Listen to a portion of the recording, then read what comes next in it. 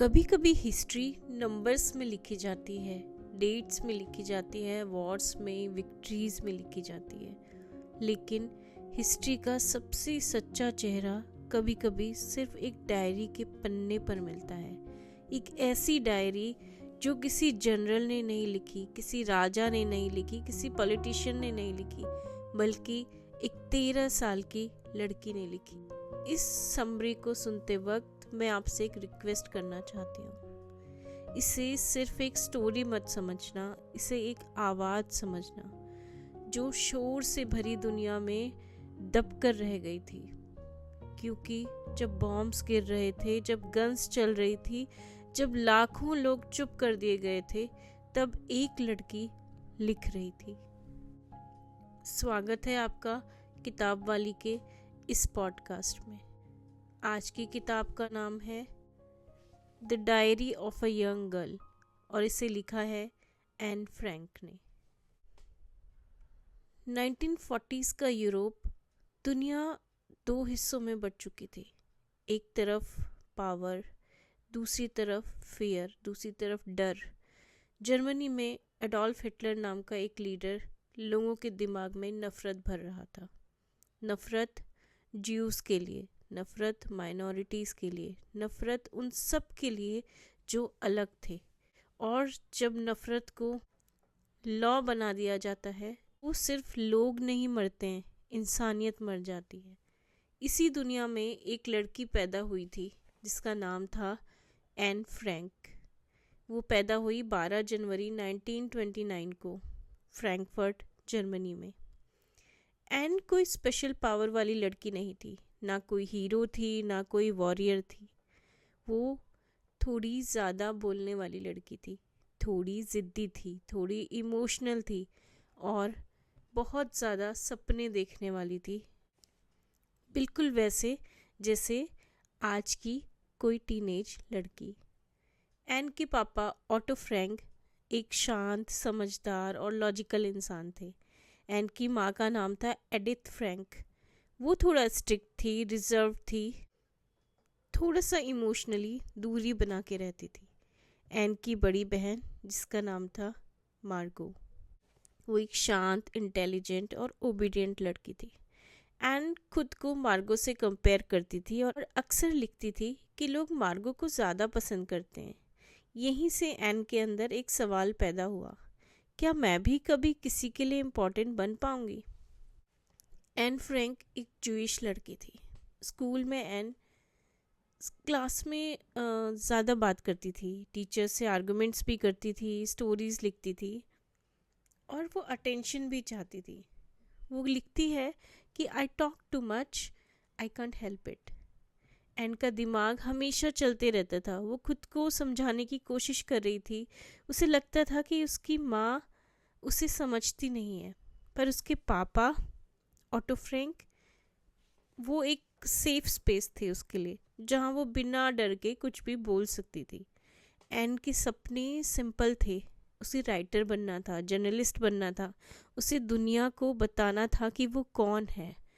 लेकिन उसे नहीं पता था कि दुनिया एक दिन उसे सुनने वाली है। एन को बात करना पसंद था, पर उसे लिखना और ज़्यादा पसंद था, क्योंकि जब लोग समझ नहीं पाते हैं ना, तो पेपर समझ लेता है। एन बाद में लिखती है कि paper is more patient than people. जैसे जैसे एन बड़ी हो रही थी, वैसे वैसे दुनिया डार्क होती जा रही थी। जर्मनी में ज्यूस के लिए स्कूल्स बंद कर दिए गए थे, जॉब्स बंद कर दी गई थी, पार्क्स में उनका जाना बंद हो गया था, उनकी आज़ादी छीन ली गई थी। एन्स का बचपन एक पॉलिटिक्स के बोझ तले दब चुका था। ऑटो फ्रैंक, जो कि एन के पापा थे, वो समझ चुके थे कि ये सिर्फ शुरुआत है। इसीलिए फ्रैंक फैमिली जर्मनी छोड़कर नीदरलैंड्स चली जाती है। एन के लिए ये शिफ्ट अलग था। नया स्कूल था, नए दोस्त, नई लैंग्वेज, पर उसको एक उम्मीद भी थी कि शायद यहाँ पर लाइफ नॉर्मल हो जाएगी। कुछ साल तक सब ठीक रहता है। एन स्कूल जाती है, हंसना सीखती है, सपने देखती है। एन की 13th बर्थडे पे एन को एक डायरी मिलती है। वो डायरी सिर्फ पेजेस नहीं थी, वो एन की आवाज़ थी। एन डायरी का नाम देती है किटी। एन लिखती है, I can confide everything in you kitty.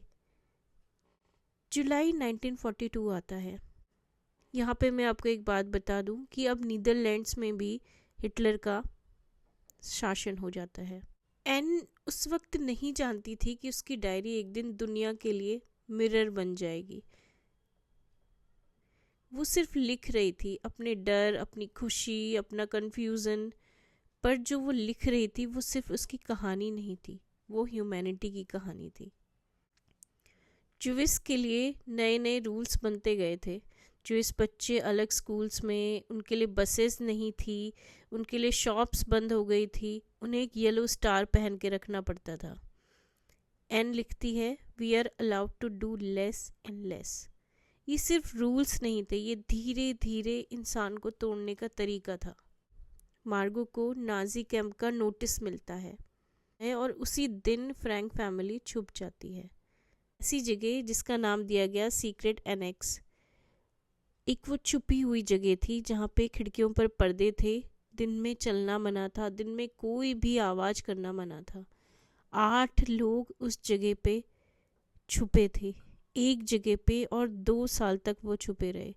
दिन में बिल्कुल खामोशी रखनी पड़ती थी, रात में बॉम्ब ब्लास्ट होते थे। एन लिखती है, I hear the thunder of approaching destruction. Anne यहीं पे बड़ी होती है, यहीं पे वो इमोशनली मैच्योर होती है, यहीं पर वो राइटर बनती है। सीक्रेट एनेक्स सिर्फ एक डर नहीं था, वहाँ इमोशंस भी थे। एन और पीटर, ये एन का पहला कनेक्शन था, पहला कंफर्ट था, यूँ कहें तो पहला प्यार। एन अपने बॉडी चेंजेस को लेके कंफ्यूजन में रहती थी, उसे थोड़ा लोनलीनेस भी होती थी। एन सब कुछ लिखती है, वो लिखती है कि I want to go on living even after my death. Anne की जो सबसे इमोशनल कर देने वाली लाइन है वो है, in spite of everything I still believe that people are really good at hurt.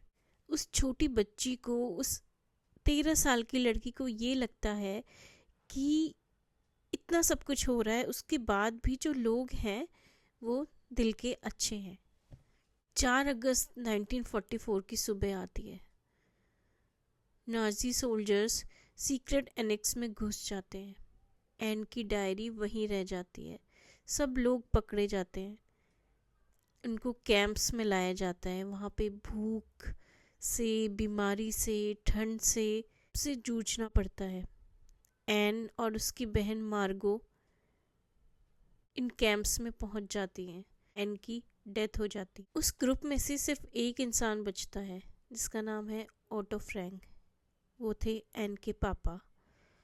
Auto Frank को एन की डायरी मिलती है, वो पढ़ते हैं और टूट जाते हैं। ओटो डिसाइड करते हैं कि दुनिया को ये सुनना चाहिए। डायरी पब्लिश होती है और एन फ्रैंक एक लड़की से इतिहास बन जाती है।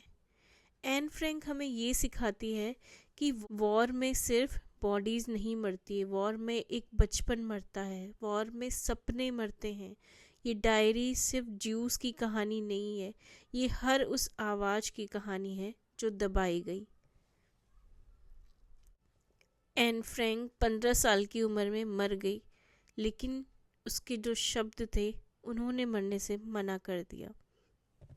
जब तक इस दुनिया में एन की डायरी को पढ़ा जाएगा, तब तक ह्यूमैनिटी के पास एक मौका रहेगा। The diary of a young girl is not just an story, it is a reminder of what happens when humanity forgets humanity. तो ये थी आज की बुक समरी, ये था आज का पॉडकास्ट। मिलती हूँ आपसे किताब वाली के अगले पॉडकास्ट में। धन्यवाद।